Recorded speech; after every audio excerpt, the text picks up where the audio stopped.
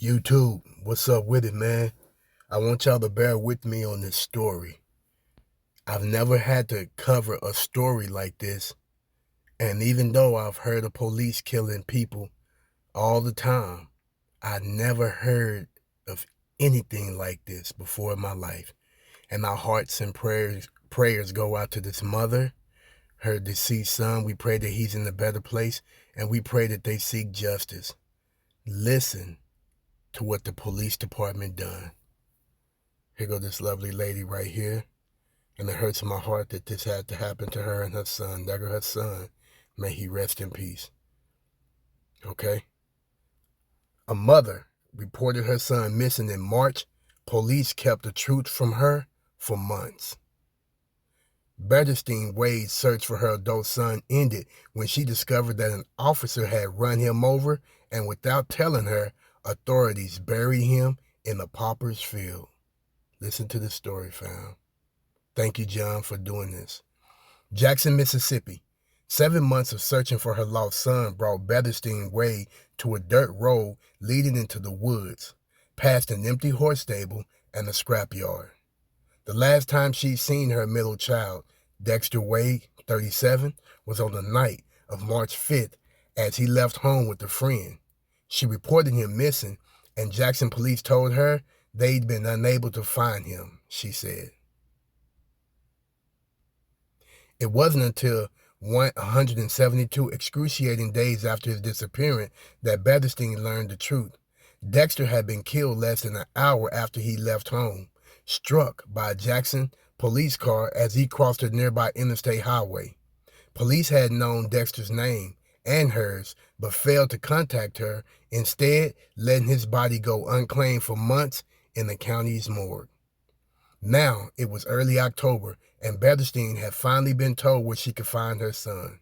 She pulled up to the gates of the Hinds County Penal Farm, her sister in the passenger seat. A sheriff's deputy and 2 jumpsuited inmates in the pickup told her to follow them.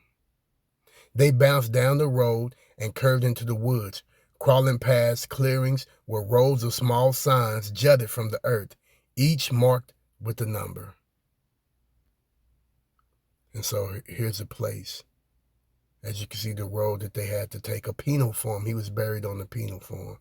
And those are the graves that are marked with numbers. I believe 672 is unfortunately Dexter's grave. Unmarked grave.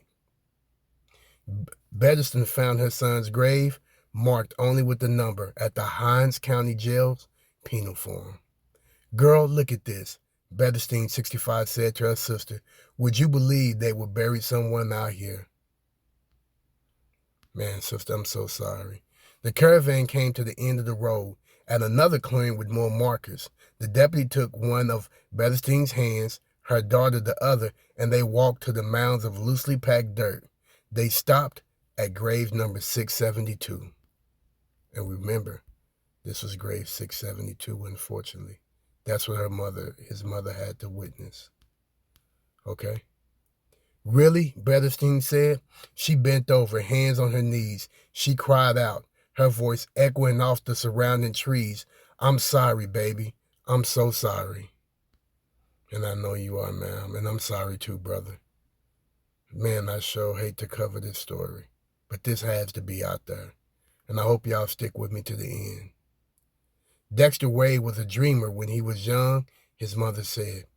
Growing up in Jackson, Dexter was a sweet little boy, sharp with computers, a leader among classmates, a lover of nice clothes, a dreamer who hoped one day to run his own business, refurbishing old cars. That went awry in his teens when he got lost under the influence of older men who stole cars and did drugs, Bederstein said. A single mother of 3 who worked at night, Bederstein said she wasn't always around for Dexter, but she always bailed him out of jail, and he always returned home, Bederstein said. There we go right there. I'm guessing those are his lovely daughters. Look like a smart young man. Dexter and his daughters, Jonelle and Jocelyn, while he was in prison in 2016. Looked like they was happy to see their father.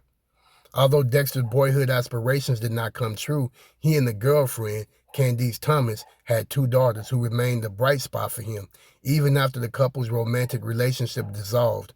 Even after Dexter served 2 stints in prison, one for attempted auto theft and the other for armed robbery.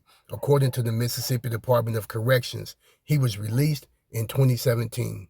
When he got out, Dexter remained friends with Thomas and was a committed father, she said. Although Thomas had full legal custody, Dexter talked to his daughters often and visited them in Gulfport, 3 hours away. During the summers, they came to stay with him at Betherston home in Jackson. He was sweet and loving, especially when it came to the kids, Thomas said. But prison had clearly damaged him. You could look in his eyes and see he wasn't the same person, Thomas said.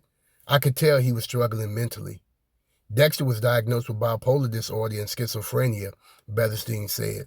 After starting medication, he decreased his illegal drug intake and stayed home most of the day, cleaning and taking care of the yard. He liked to give homemade ice pops to kids on their streets, handed out food to people who didn't have homes, and occasionally sold sodas and chips in the neighborhood. He rarely left the house for more than a day or two without calling, Betherston said. He never showed signs of wanting to hurt himself.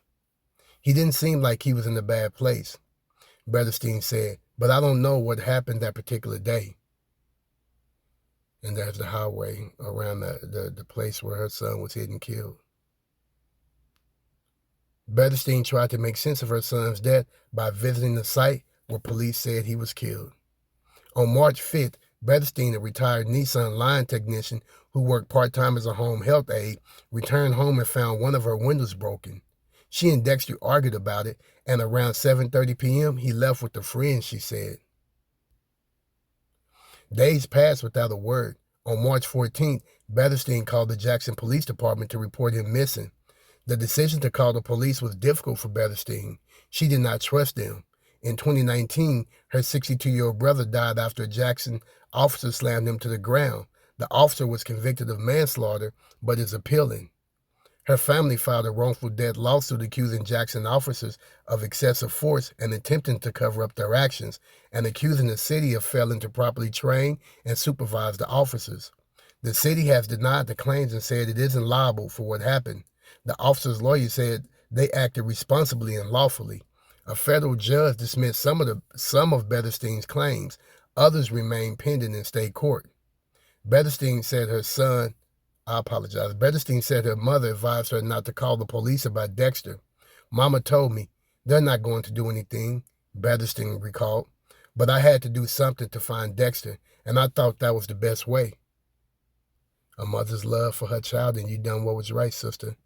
An investigator came to Betherston's house and took a statement. She said she emailed the investigators a picture of Dexter. He left a card with a case number on it.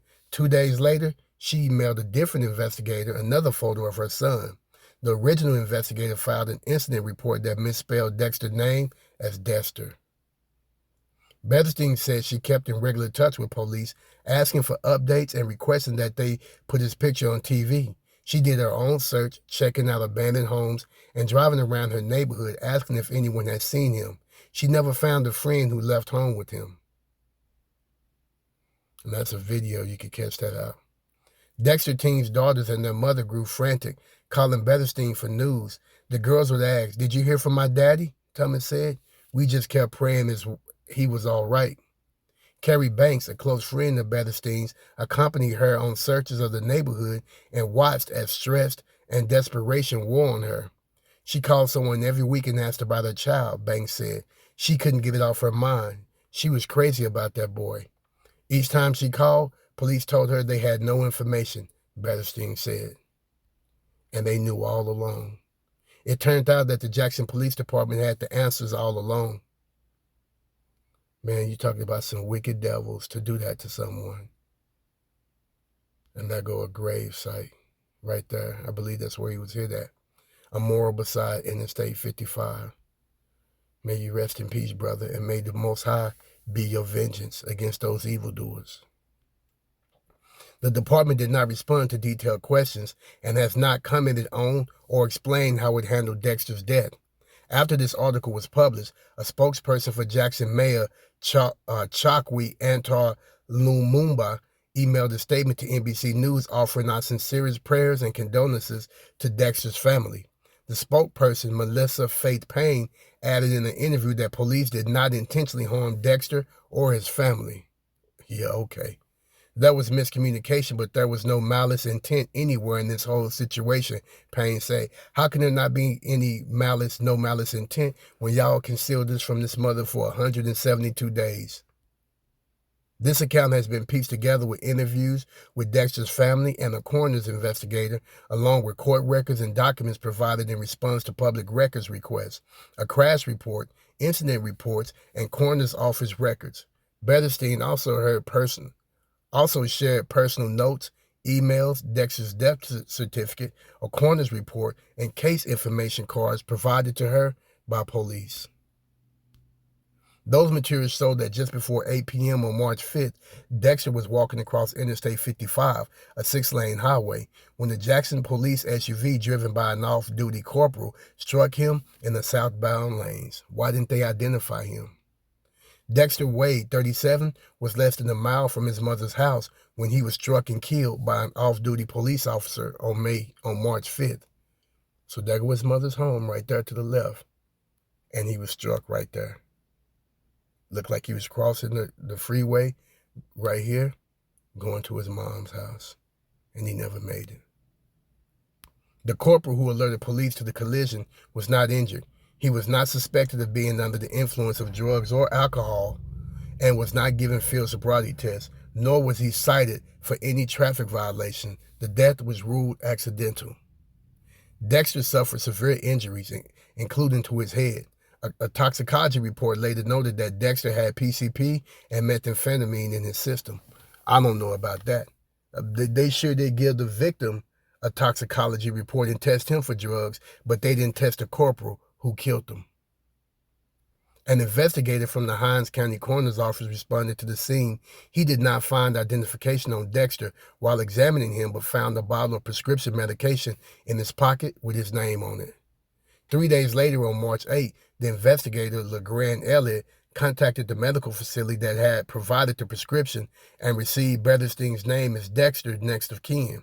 According to Elliott's case notes, Elliott said he called the number listed for Betterstein in the facility's records and left a voicemail, but got no response.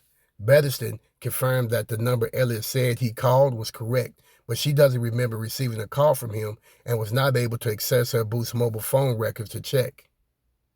Elliott confirmed Dexter's identification on March 9th when the state crime lab said his fingerprints matched those it had on file for him. According to his notes, Elliott said in the interview that he passed what he found, a phone number and an address, to the Jackson Police Department's Accident Investigation Squad so they could notify Betterstein of Dexter's death. Once we got that information, I turned it over to police because it is their jurisdiction so that they can do the proper death notification, Elliott said. Betterstein, meanwhile, turned to Facebook, where she posted pictures of Dexter with her phone number, pleading for him or anyone who saw him to call. On March 15th, the day after Betterstein reported Dexter missing, Elliott followed up with Jackson police for updates. No kin has been located as of yet, he wrote in his notes. Elliott made another follow-up call on March 30th and was told there was nothing new. The following day, the coroner's office asked the Hinds County Board of Supervisors for approval to bury Dexter remains in the Pauper's Field at the Hinds County Penal Farm. So you know that they knew when she called, because the very next day they asked for permission to bury that brother and cover up the evidence. As that request was being filed, Betterstein posted another photo of Dexter on Facebook. So at the same time they trying to secretly bury him, his mother's posting pictures. Have anyone saw my son? Please call his mother. And back with those posts that she made looking for her baby, her son, that the police killed and kept secret for 172 days. Man, these people are so wicked and evil, it's not even funny. Unaware of her son's death, Betterstein pleaded for help on Facebook. The Board of Supervisors approved the coroner's burial request on April 3rd. 4 days later, Elliott called Jackson police again. No new updates, he wrote in his notes. On May 7, Betterstein posted on Facebook, Dexter, if you're out there, your kids miss you and your family miss you. We love you. We always love you. 2 days after that, Elliot called the police again for an update and was told there was none, according to his notes. He tried one last time in June and got the same response. June 19th was Father's Day. On Facebook, Betterstein pleaded to Dexter directly, "I'm trying to find you, but no one knows what happened to you. I wish someone would have saw you. I love you very much. Please come home." On July 14th, with no one claiming Dexter's body, the county buried him in a field. It's a penal form, among other unclaimed bodies. Betterstein was still searching. "Dexter, your kids miss you. I miss you, and your grandma, sister, auntie, cuz, friends miss you," she wrote on Facebook on July 16th. "You don't have to come home. Just let us know you're all right. We love you." Man, I tell you, what a heartbreaking story. And they buried him here. Dexter was buried July 14th in the Pauper's Field, among other unclaimed bodies. Through the rest of July, Betterstein said she called missing persons investigators and got no new news. The lead investigator told her he was retiring at the end of the month, and a new investigator called her August 13th to say she was taking over the case, Betterstein said. Less than 2 weeks later, on August 24th, the new investigator called to tell her she had found Dexter and that an officer would come see her in person. "When she said that, I knew he was dead," Betterstein recalled. The officer, a member of the Accident Investigation Unit, met Betterstein at her mother's house. Betterstein said he told her that Dexter had been hit by a police cruiser while trying to cross the highway. Betterstein, weeping, asked the investigator for more details. He told her to call the coroner's office, Betterstein said. Betterstein found Elliot. He told her that he'd known Dexter's name since the day he died and had passed the information to police, Betterstein said, and he told her about the pauper's burial, Betterstein said. Betterstein couldn't understand why police told her for months they didn't have answers when they had the truth from the start. "They had me looking for him all that time, and they knew who he was," Betterstein said. She wondered if it had anything to do with her brother's death and her allegations against the police in that case. "Maybe it was a vendetta. Maybe they buried my son to get back at me," she said. Thomas said she and her daughters were gutted. "The hardest thing I ever had to do was tell my girls that their dad is never coming back." She added, "I just want someone to answer for what happened. I want to know what really happened." Betterstein tried to get as close as she could to the spot where Dexter died. She hoped it would help her understand what he was doing on the highway, but walking the area, which is lined with concrete barriers, did not clear anything up. Betterstein also began to doubt the official timeline. She didn't see how Dexter could have made it from her house to the scene of the accident in less than a half hour on foot. She wondered if someone gave him a ride. "I just feel like something else must have happened," Betterstein said. "It just doesn't make any sense." Oh man, may the Most High give them some peace and closure. Oh, I know how that must have hurt. When she finally found her son's gravesite, Betterstein prayed, wept, and apologized to him. Betterstein paid the coroner's office a $250 fee to claim Dexter's body. It took her several more weeks to figure out where he was buried and how to find him.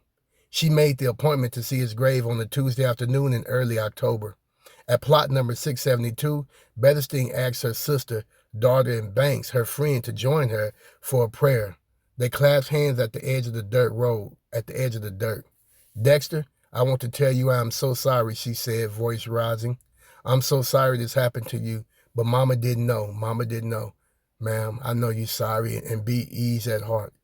You didn't do anything wrong.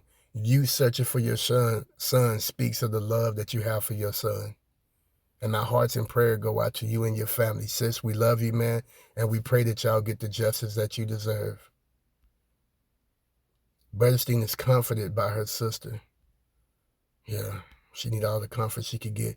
She began to sob. "I always loved you, and I miss you. Farewell, baby. Farewell." They got into their cars. Back on the dirt road, Betterstein began planning the next step in her ordeal, finding the money to get her son out of that hole and into a proper grave, a place where everybody could see his name. Thank you, John, for bringing us this story. I tell you, man, that is just such a sad, sad, sad, sad story. But the Most High got this. And Dexter, you have a loving mother, man, that love you and done everything in her power to find you. She never stopped looking for you. That's a beautiful woman right there with a beautiful heart. And we just pray that she can seek justice. If anybody know if they got to go fund me or anything like that, man, put the link down at the bottom of the page. May you rest in peace, brother. And we love you, sister, and we pray that the Most High give you comfort and healing and give you swift justice. And we pray that the Father in heaven be our vengeance when it comes to our enemies that want to do us harm and kill us. YouTube, drop your comments down below and send your prayers to the sister and her family. They need them. And I just thought, I know this video was long, but when I saw it, I had to cover it because it does not make sense what that wicked police department done and how they gave this mother the runaround for 172 days. Shalom.